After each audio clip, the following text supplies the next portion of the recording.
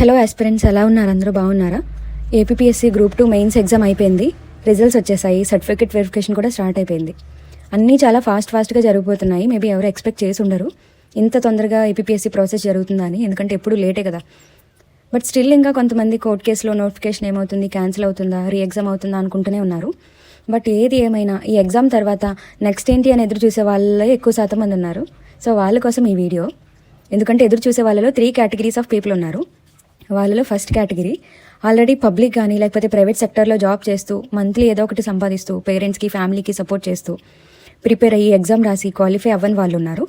వాళ్ళకి already job ఉంది కాబట్టి చిన్నగా మనం ఎక్కడో సెక్యూర్డ్ అనే ఫీలింగ్ వస్తుంది.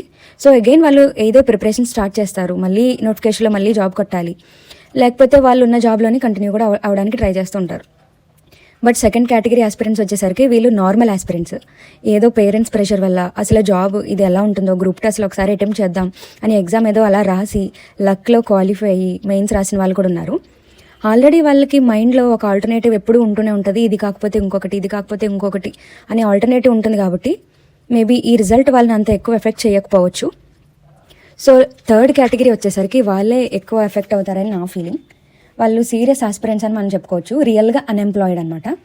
ఎవరైతే కొన్ని ఇయర్స్ నుండి వెయిట్ చేసి ప్రిపేర్ అయ్యి టైము మైండ్ అన్ని ఎగ్జామ్లో ఇన్వెస్ట్ చేస్తారో వాళ్ళు చాలా ఎఫెక్ట్ అయ్యే ఛాన్సెస్ ఉన్నాయి. ఎందుకంటే వీళ్ళు బాగా ఈ గ్రూప్స్ మీద ఫోకస్ చేసి వేరే జాబ్ చేయకుండా వేరే జాబ్ చేస్తే ఎక్కడ గ్రూప్స్కి టైం ఉండదు అని చెప్పి జాబ్కి రిజైన్ చేసి పేరెంట్స్ నుంచి ప్రెషర్స్ కానీ సొసైటీ నుండి ప్రెషర్స్ కానీ భరిస్తూ మనకి పక్కా ఈ నోటిఫికేషన్లో జాబ్ వస్తుందని హోప్తో అటెంప్ట్ చేసి సెలెక్ట్ అవ్వకపోతే యాక్చువల్గా ఎక్కువ మార్క్స్ వచ్చి చాలామందికి ఈ నోటిఫికేషన్లో ఎక్కువ మార్క్స్ వచ్చాయి, బట్ క్వాలిఫై అవ్వలేదు. ఇంతవరకు వచ్చి మనకి ఎడ్జ్లో మిస్ అయిందే అనే ఆ బాధ లైఫ్ లాంగ్ వాళ్ళకి ఎప్పుడు ఉంటూనే ఉంటుంది. సో వీళ్ళే ఈ నోటిఫికేషన్లో బాగా ఎక్కువగా ఎఫెక్ట్ అవుతారని నా ఫీలింగ్. మేబీ అందరూ ఈక్వల్గానే ఎఫెక్ట్ అవ్వచ్చు, బట్ వీళ్ళు దీన్ని చాలా దగ్గరగా వీళ్ళ హార్ట్కి దగ్గరగా వీళ్ళు ఎక్కువగా తీసుకునే ఛాన్సెస్ ఉంటాయి. సో ఈ 3 కేటగిరీస్ కూడా దేనికోసం వెయిట్ చేస్తూ ఉంటారంటే నెక్స్ట్ నోటిఫికేషన్ ఏంటి, నెక్స్ట్ ఏ జాబ్ చేయాలి, నెక్స్ట్ ఏం చేయాలి అనేది డౌట్ కన్ఫ్యూజన్లో వీళ్ళు ఎక్కువ ఉంటూ ఉంటారు. ఆ వీళ్ళలో నేను కూడా ఉన్నాను అఫ్కోర్స్. సో మనకి తెలియంది ఏంటంటే ఈ ఎగ్జామ్ మళ్ళీ ఎప్పుడు ఇస్తాడు, ఈ నోటిఫికేషన్ ఎప్పుడు ఉంటుంది, నెక్స్ట్ ఇయరా, 2 years పడుతుందా, 3 years, 4 years, 5 years, ఈ ఇయర్స్ అనేది ఎప్పుడు ఎవరికి తెలియదు. ఒకవేళ నెక్స్ట్ ఇయర్ తీసినా పోస్టులు ఎక్కువ ఉంటాయా, ఒక 2000 ఉంటాయా, 1000 ఉంటాయా అంటే మనం గ్యారంటీ ఇవ్వలేం. ఈ నోటిఫికేషన్లోనే ఆల్మోస్ట్ 1000 కూడా లేవు. సో ఒకవేళ నోటిఫికేషన్ నెక్స్ట్ ఇయర్ ఇచ్చినా ఎన్ని పోస్టులు ఉంటాయో మనకు తెలియదు. సో కొంతమంది ఆల్రెడీ డిఎస్సి తీస్తున్నాడు కాబట్టి బీఎడ్ చేసిన వాళ్ళందరూ కూడా డిఎస్సి ఈజీగా వాళ్ళు అటువైపు వెళ్ళిపోతారు, వాళ్ళు అటువైపు ప్రిపేర్ అవుతుంటారు. సో ఎవరైతే బీఎడ్ చేయకుండా ఓన్లీ డిగ్రీ ఆర్ పీజీ మీద ఉంటారో వాళ్ళకి ఈ కన్ఫ్యూజన్ ఇంకా ఎక్కువ ఉంటుందన్నమాట. కొంతమంది ప్రైవేట్ జాబ్కి వెళ్ళిపోదాం, ఇంకా ఈ గవర్నమెంట్ జాబ్స్ మీద నాకు నమ్మకం లేదురా బాబు అనుకునే వాళ్ళు కూడా ఉంటారు. సో ఇవన్నీ కూడా దేని మీద డిపెండ్ అయి ఉంటాయంటే ఏజ్ ఫ్యాక్టర్ మీద కానీ ఫ్యామిలీ ప్రెషర్స్ మీద కానీ డిపెండ్ అయి ఉంటాయి. కొంతమందికి ఏజ్ అయిపోతుంటుంది, మళ్ళీ నోటిఫికేషన్ వచ్చేసరికి వాళ్ళు ఆ నోటిఫికేషన్ ఎలిజిబుల్ అవుతారా లేదో కూడా వాళ్ళకి డౌటే. చాలామందికి, మనలో చాలామంది కూడా డౌట్స్ ఉంటాయి. అండ్ ఫ్యామిలీ ప్రెషర్స్ వచ్చేసరికి ఇది ఏజ్తో సంబంధం లేకుండా ఎవరైనా ఈ ప్రెషర్ని అనిపిస్తూనే ఉంటారు. ఎస్పెషల్లీ గర్ల్స్కి ఎక్కువ ఈ ప్రెషర్ ఉంటూ ఉంటుంది. గైస్కి అయితే మేబీ ఫ్యామిలీ రెస్పాన్సిబిలిటీ, ఇంత ఏజ్ వచ్చేసింది నా కొడుకు ఏం చేయలేకపోతున్నాడు, ఇంత ఏజ్ వచ్చింది నా కూతురు ఏం చేయలేకపోతుంది, ఇంత కష్టపడి ఇంత మనీ ఇన్వెస్ట్ చేసి వాళ్ళ మీద ఇంతలా చదివించాము, వాళ్ళ జాబ్ ఇంకా ఏమీ వాళ్ళు అచీవ్ చేయలేదు ఏంటి అని పేరెంట్స్ అనుకుంటూ ఉంటారు. బట్ రియాలిటీ చూసుకుంటే ఈ అన్ఎంప్లాయిడ్ అనేవాళ్ళు లేకపోతే ఆస్పిరెంట్స్ అనేవాళ్ళు థౌజండ్స్లో కాదు లాక్స్లోనే ఉన్నారు ఏపీలో. సో పేరెంట్స్కి ఆ విషయం తెలియదు కాబట్టి ఇవన్నీ కూడా ఇండైరెక్ట్గా ఎప్పుడు కూడా మనల్ని ట్రిగర్ చేస్తూ ఉంటాయండి. సో నెక్స్ట్ ఏంటి అనేది ఈ ఫ్యాక్టర్స్ మీద కూడా డిపెండ్ అయి ఉంటుంది. సో మనందరికీ కూడా చూసుకుంటే ఓన్లీ కొన్ని ఆప్షన్సే ఉన్నాయి. ఆప్షన్లో అగైన్ ప్రిపరేషన్ మళ్ళీ స్టార్ట్ చేయడం, ఇంకెలా అంటే దారుణమైన కాన్ఫిడెన్స్, కమిట్మెంట్, డెడికేషన్, ఇంకా మనమే కొన్ని సాక్రిఫైస్ చేయాల్సి ఉంటుంది.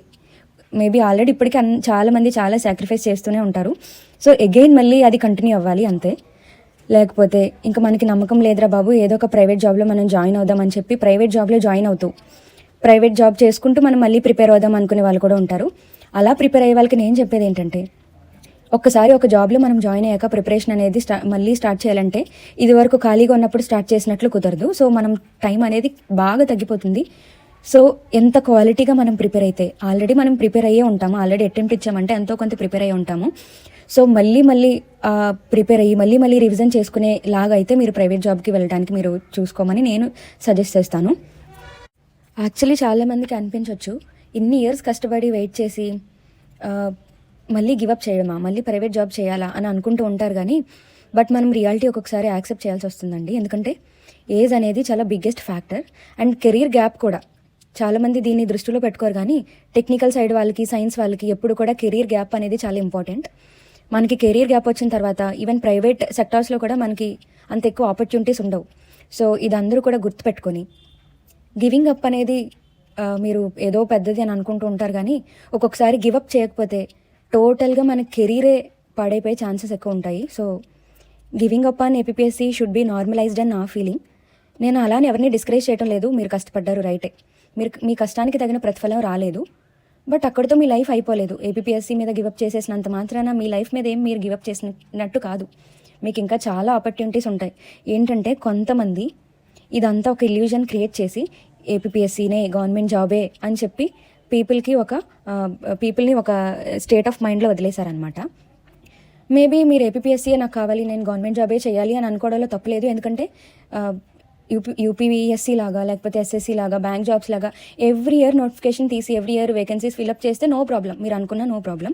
బట్ ఇక్కడ ఏపీఎస్సీ వచ్చేసరికి 4 yearsకి ఒకటి, 5 yearsకి ఒకటి, 10 yearsకి ఒకటి నోటిఫికేషన్ రిలీజ్ చేస్తూ ఉంటుంటాయి. ఈ 10 yearsలో మీ ఏజ్ ఎంత అవుతుంది? మీరు ఎంత ఫైనాన్షియల్గా మీరు ఇండిపెండెంట్గా ఉండాల్సిన ఒక పర్సన్ పేరెంట్స్ మీద డిపెండ్ అవుతున్నారు అనేది ఎవరు కూడా ఆలోచించట్లేదు. సో మీరు అది ఆలోచిస్తారని నేను అనుకుంటున్నాను. నేను అందుకే గివప్ చేయడం అంటే లైఫ్ మీద గివప్ చేయడం కాదు, ఈ ఎగ్జామ్ మీద గివప్ చేసి మీకున్న ఇదే పొటెన్షియల్ ఈ ఏపీఎస్సీ మీకు ఏమైతే నేర్పించిందో, ఏపీఎస్సీ మీకు డిసిప్లైన్గా ఉండటం నేర్పించి ఉండొచ్చు, డెడికేషన్ తోటి వర్క్ చేయడం నేర్పించి ఉండొచ్చు, చాలా ఆనెస్ట్గా ఉండటం నేర్పించవచ్చు. ఈ ఫ్యాక్టర్స్ అన్నీ కూడా వేరే ఫీల్డ్లో మీరు అప్లై చేయండి. ఇవి ఎప్పుడు కూడా మీకు ఆ నాలెడ్జ్ కానీ ఆ ప్రాసెస్లో మీరు ఒక వేరే పర్సన్ కింద ట్రాన్స్ఫార్మ్ అవ్వడం, మీ లైఫ్ స్టైల్ కానీ వేరే చోట మీకు చాలా బాగా కూడా అవుతుంది, మీకు బాగా హెల్ప్ కూడా అవుతుందని నేను అనుకుంటున్నాను. సో చివరిగా నేను చెప్పేది ఏంటంటే, మంచిగా ప్రిపేర్ అవ్వాలి అనుకునే వాళ్ళు మళ్ళీ ప్రిపేర్ అవ్వండి. లేదు నేను జాబ్లో జాయిన్ అయ్యి ప్రిపేర్ అవుతున్నాను అనుకునే వాళ్ళు టైంని చాలా ఎక్కువగా మంచిగా యూటిలైజ్ చేయడానికి ట్రై చేయండి. ఆల్రెడీ 950 మెంబర్స్ మీకు కాంపిటీషన్ నుంచి వెళ్ళిపోయారని ఇది బ్రెయిన్లో పెట్టుకోండి. ఎందుకంటే 950 మెంబర్స్కి నెక్స్ట్ జాబ్ వస్తుంది కదా Group 2లో. సో ఆ 950 మెంబర్స్ కూడా మీ కాంపిటీషన్ నుంచి వెళ్ళిపోతారు. But at the same time prepare అవుతున్న ఆస్పిరెంట్స్ ఇప్పుడిప్పుడే పాస్ అవుట్ అయ్యే వాళ్ళు ఉంటారు కదా డిగ్రీ నుండి, వాళ్ళు ఎప్పుడు నోటిఫికేషన్ ఇస్తాడో మళ్ళీ మనం రాయాలి అనే చాలా ఎంతూజియాస్టిక్గా ఉంటారు. అప్పుడే వాళ్ళు చదివి వస్తారు. అది కూడా 21, 18, 19 yearsలో వాళ్ళు ఉంటారు కాబట్టి ఈజీగా చదవగలుగుతారు. ఈజీగా డిస్ట్రాక్షన్స్ వాళ్ళకి ఎక్కువ ఉండవు, ఫ్రెష్గా ఉంటారు. సో మీరు వాళ్ళని కూడా దృష్టిలో పెట్టుకోవాలి. వాళ్ళు మీకు ఎక్కువ కాంపిటీషన్ లాగా యాడ్ అవుతారు. సో మీరు ఫోకస్ చదువు ఇదే ఉండాలి మన దృష్టి అంతా కూడా. అండ్ ఇవన్నీ ఉన్నా కూడా టైం ఎవరి దగ్గర అయితే ఉంటుందో వాళ్ళే ఎక్కువగా సక్సెస్ అయ్యే ఛాన్సెస్ ఉంటాయండి. టైం ఉన్నా సరే ఎంత దాన్ని ఎక్కువగా యూటిలైజ్ చేసుకునే వాళ్ళు ఎవరైతే ఉంటారో వాళ్ళకి ఇంకా ఎక్కువ అడ్వాంటేజ్ ఉంటుంది. ఎందుకంటే మనం లైఫ్లో దేన్నైనా కంట్రోల్ చేయగలుగుతాం. మన ఎమోషన్స్ కానీ, మన చుట్టుపక్కల ఉన్న సిచ్యువేషన్స్ కానీ, ఎదుటి వాళ్ళ ఫీలింగ్స్ కానీ దేన్నైనా మనం కంట్రోల్ చేయగలుగుతాం.